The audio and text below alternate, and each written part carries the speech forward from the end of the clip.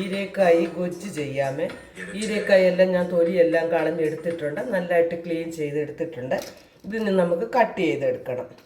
ബീജെന്ന് പറഞ്ഞാൽ കുരുവാണെങ്കിൽ നമുക്ക് ആ കുരു അങ്ങ് കളയണം. ഇതിപ്പോൾ അങ്ങനെ ഇലകളെ കായതുകൊണ്ട് കുഴപ്പമില്ല, നമുക്കിത് കട്ട് ചെയ്തതിനകത്തോട്ട് തന്നെ അങ്ങ് ഇട്ടച്ചാൽ മതി. അപ്പോൾ നമുക്കിത് കട്ട് ചെയ്തെടുത്തോണ്ട് വരാം. നമ്മുടെ നാട്ടിൽ ഇതിന് പീച്ചങ്ങ എന്ന് പറയും, ഇവിടെ ഇതിന് ഈരക്കായ എന്നാണ് പറയുന്നത്. നമുക്കിതിങ്ങനെ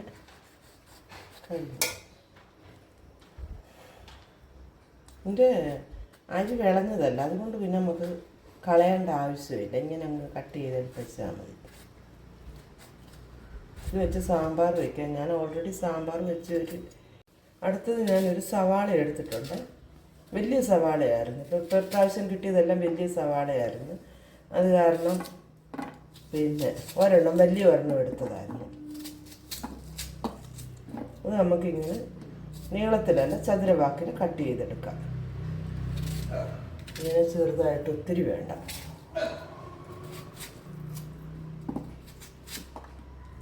എരിവിന് നമ്മൾ മുളക് പൊടി ചേർക്കുന്നുണ്ട്, എന്നാലും ഒരു 2 പച്ചമുളക്, ഇത് എരിവില്ലാത്ത പച്ചമുളകാണ്, വലിയ പച്ചമുളക്.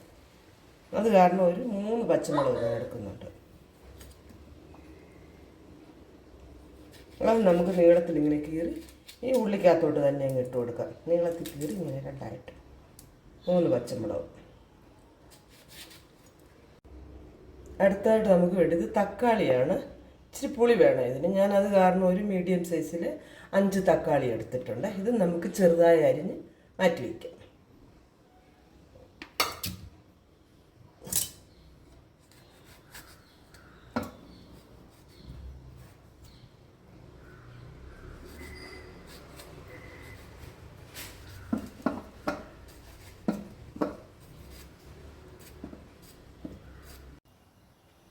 എണ്ണ ചൂടായിട്ടുണ്ട്, നമുക്ക് അതിനകത്തോട്ട് ഇച്ചിരി കപ്പലണ്ടി വറുത്തെടുക്കാം. നിലക്കടല എന്ന് പറയും, ഞങ്ങളുടെ ഇവിടെയൊക്കെ കപ്പലണ്ടി എന്നും പറയും, നിലക്കടല എന്നും പറയും. നമുക്ക് അതൊന്ന് വറുത്തെടുക്കാം. ഇത് ഓൾറെഡി വറുത്ത് വെച്ചിരുന്നതാണ്, നമുക്കൊന്ന് ചൂടാക്കി എടുത്താൽ മതി. എണ്ണയ്ക്കകത്ത് ഇതേ എണ്ണയിലേക്ക് തന്നെ നമുക്ക് ഇച്ചിരി കടലപ്പരിപ്പും കൂടെ വറുത്തെടുക്കാം. കോരാനുള്ള ഈസിക്ക് വേണ്ടിയാണ് ഞാൻ ഈ തവി എടുത്തത് കേട്ടോ. അരത്തവി ഉണ്ടായിരുന്നു, അത് ഇടാന്ന. ഇതേ പാനിലേക്ക് തന്നെ നമ്മുടെ ഈരക്കായിട്ട് നമുക്കൊന്ന് വാട്ടിയെടുക്കാം. പച്ചമണമൊക്കെ ഒന്ന് പോയി കിട്ടണം, അതിന് വേണ്ടിയാണ്. നമുക്കിതൊന്ന് വഴറ്റിയെടുക്കാം.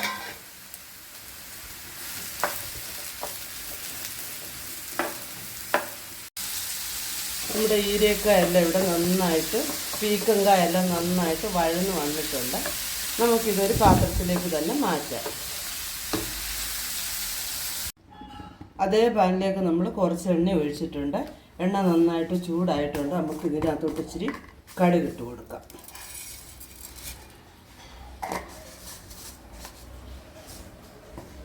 കടുകൊന്ന് പൊട്ടട്ടെ നന്നായിട്ട്. ഇതിനകത്തോട്ട് നമുക്ക് ശകലം ജീരകം കൂടെ ഇട്ട് കൊടുക്കണം.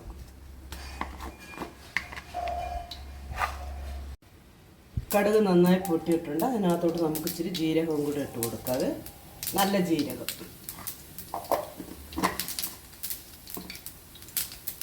ഒരു തണ്ട് കറിവേപ്പില.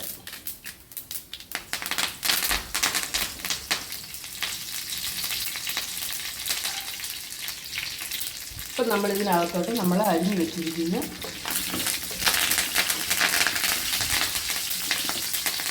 ഉള്ളി, സവാള അതും കൂടെ ചേർത്ത് കൊടുക്കാം. പച്ചമുളകും നന്നായി ഇതിനകത്തോട്ട് നമ്മൾ തൊലി കളയാതെ ഒരു 5-6 വെളുത്തുള്ളി അതും കൂടെ ഒന്ന് ചതച്ച് എടുക്കണം. അത് ഇതിനകത്തോട്ട് ഇട്ട് നമുക്ക് നന്നായിട്ട് വഴറ്റിയെടുക്കണം. ഇപ്പം നമുക്ക് ഈ സവാള മൂക്കാൻ ആവശ്യമായിട്ട് ശകലം ഉപ്പിട്ട് കൊടുക്കാം. ഉപ്പൂടെ ചേർത്ത് കൊടുക്കാം.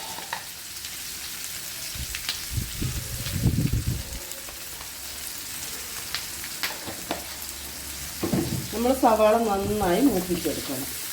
ഒന്നും ചുമന്നൊന്നും വരേണ്ട ആവശ്യമില്ല, നന്നായിട്ട് മൂത്ത് വരണം. പച്ചമണമൊക്കെ ഒന്ന് പോയി കിട്ടണം. നമ്മുടെ ഉള്ളിയെല്ലാം നന്നായിട്ട് ഇവിടെ വഴന്ന് വന്നിട്ടുണ്ട്. ഇതിനകത്തോട്ട് നമ്മൾ അരിഞ്ഞ് വെച്ചിരിക്കുന്ന നമ്മുടെ തക്കാളി ഇട്ട് കൊടുക്കാം. തക്കാളിയും കൂടെ ചേർത്ത് നന്നായിട്ട് നമുക്ക് വഴറ്റിയെടുക്കണം.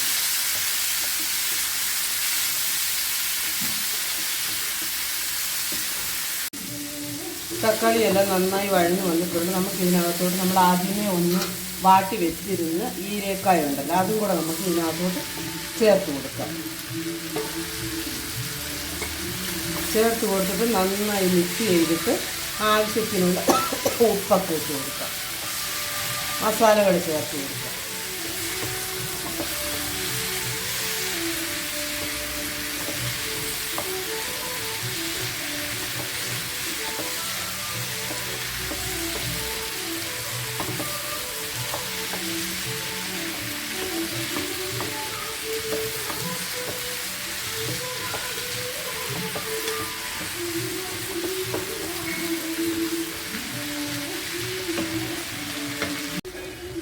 നമുക്ക് ഇതിനകത്ത് ആവശ്യമായ പൊടികൾ ചേർത്ത് കൊടുക്കാം. നമുക്ക് ആദ്യം മഞ്ഞൾപ്പൊടി ഇട്ട് കൊടുക്കാം.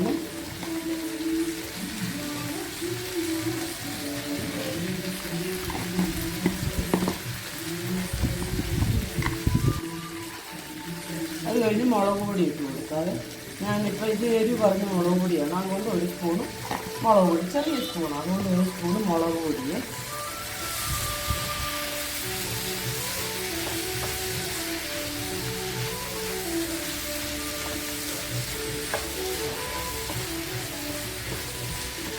ഇനി നമ്മൾ മസാല എന്ന് പറഞ്ഞാൽ ഗരം മസാലയാട്ടോ ചിക്കൻ മസാലയാട്ടോ അങ്ങനെയൊന്നും ഇതിൽ ചേർക്കുന്നില്ല.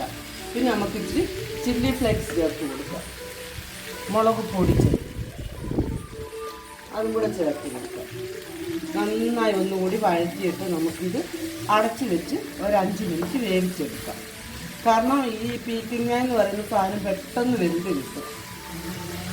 നമ്മൾ അതിൻ്റെ വെളിയിലത്തെ കരിന്തൊലി എന്ന് പറയുന്ന ഒരു സാധനമുണ്ട്, അത് ചുരണ്ടിക്കളയുമ്പോൾ നമുക്ക് കട്ട് ചെയ്തെടുക്കുമ്പോൾ പിഞ്ച് കായാണെങ്കിൽ നമുക്ക് പെട്ടെന്ന് നമുക്ക് വെന്ത് കിട്ടും. ഇത് അടച്ച് വെച്ച് വേവിക്കണം, അന്നേരം നമുക്ക് പെട്ടെന്ന് ആ എണ്ണ ചേർത്ത് കിടന്ന് നന്നായിട്ട് വെന്ത് കിട്ടും.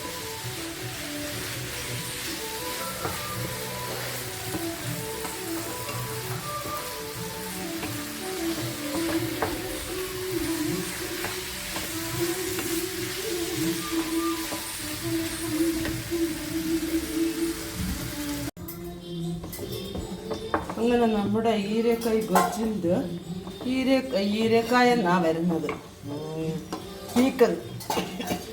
പീക്കങ്ക എല്ലാം ഇവിടെ നന്നായിട്ട് വെന്ത് വന്നിട്ടുണ്ട്. ഉണ്ട്. ഇപ്പം നമുക്ക് ഇതിനകത്തോട്ട് ഉപ്പൊക്കെ ഉണ്ടോ എന്ന് നോക്കാം. ഉപ്പില്ലെങ്കിൽ ആവശ്യത്തിന് ഇച്ചിരി ഉപ്പൊക്കെ ചേർത്ത് കൊടുക്കാം.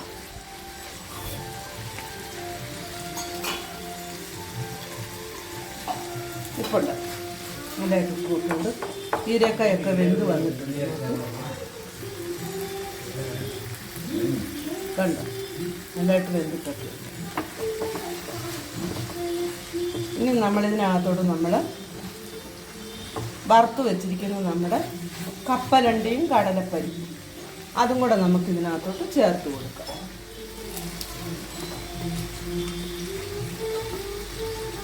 മല്ലിയില ഉണ്ടെങ്കിൽ ശകലം മല്ലിയിലയും കൂടെ ചേർത്ത് കൊടുക്കാം.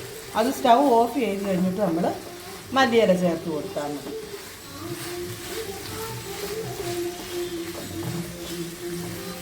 മല്ലിയില ഓപ്ഷണലാണ്, ഇപ്പോൾ എല്ലാ വീടുകളിലും കാണത്തൊന്നുമില്ല.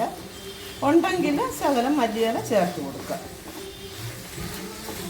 അങ്ങനെ നമ്മുടെ പീക്കങ്ക ഗൊജ്ജ് ഇവിടെ റെഡി ആയിട്ടുണ്ട്.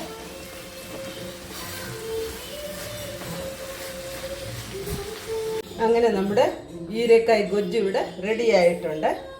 ഇത് നമുക്ക് ചോറിനും ചപ്പാത്തിക്കും ദോശയ്ക്കും എന്തിനു വേണേലും നല്ലൊരു കോമ്പിനേഷനാണ്. എനിക്ക് പെട്ടെന്നാകുകയും ചെയ്യും. ഇപ്പോൾ കുട്ടികൾക്കൊക്കെ ആണെങ്കിലും നമുക്ക് സ്കൂളിൽ കൊടുത്തു വിടാനും ഒക്കെ ആകും. നമുക്ക് ലഞ്ച് ബോക്സിനും ഒക്കെ റെഡിയാക്കി എടുക്കാം. നമ്മൾ ചോറ് ഇതിനകത്തോട്ട് മിക്സ് ചെയ്തിട്ട് ചിത്രാന്ന മാതിരി എടുക്കാം. റൈസും കൂടെ ചേർത്ത് മിക്സ് ചെയ്തിട്ട് എടുക്കാം. ഇല്ലെന്നുണ്ടെങ്കിൽ അങ്ങനെ തന്നെ സെപ്പറേറ്റ് ആയിട്ട് നമുക്ക് കഴിക്കാവുന്നതാണിത്. എല്ലാവരും ഒന്ന് ചെയ്ത് നോക്കുക. റെസിപ്പി ഇഷ്ടമായ ലൈക്ക് ചെയ്യുക. ഷെയർ ചെയ്യുക, സബ്സ്ക്രൈബ് ചെയ്യുക, സപ്പോർട്ട് ചെയ്യുക. വീണ്ടും ഒരു നല്ല റെസിപ്പിയുമായി വീണ്ടും കാണാം. Bye bye.